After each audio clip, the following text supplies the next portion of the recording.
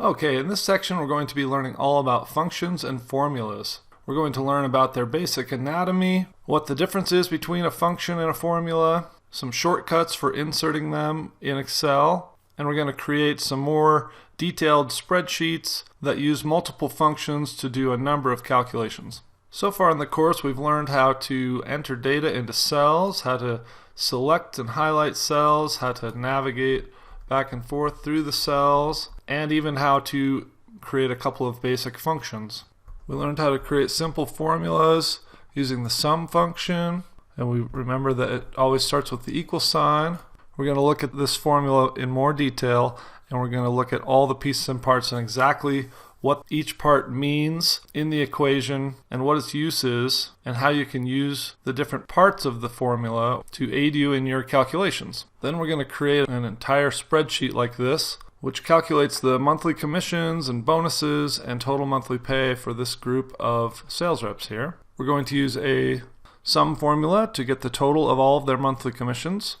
We're going to use an if formula to decide whether or not they've met their monthly target and whether or not they get their monthly bonus based on their commissions. We're going to use another if formula to add in their bonus if they have met their monthly commission, their monthly target.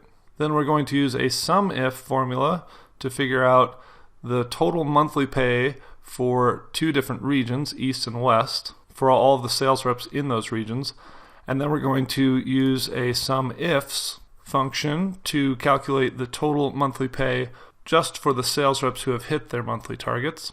And if these functions sound foreign to you or this seems a little bit overwhelming at the moment, that's totally okay and understandable. We are going to break this whole spreadsheet down piece by piece and create it step by step. And I'm going to walk you through creating these functions so that you'll have a first-hand view of how they come together, and you'll be able to recreate them in your own spreadsheets. And then finally, we're going to use a COUNTIF function to calculate the number of employees in each region, and a COUNTIFs function to calculate the number of employees per region who have hit their monthly target.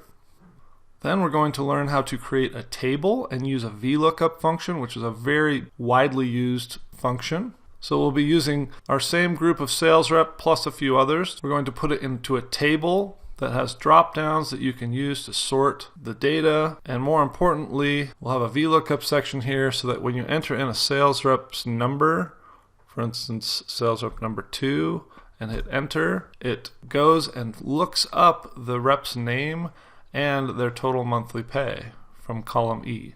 And it inserts it into our little table here. And you can imagine the value of this if you had thousands of lists and you just needed to find a bunch of information about a sales rep or an auto part in a huge catalog.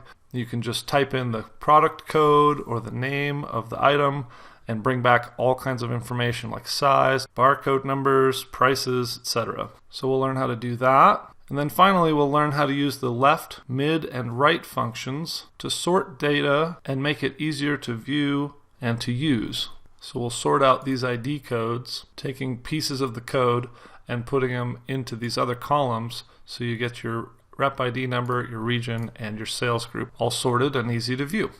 At the end of this section, you'll know how to use 7 of the most popular and useful functions in Excel. And in the next lecture, we'll dive right in and get started looking at the difference between formulas and functions.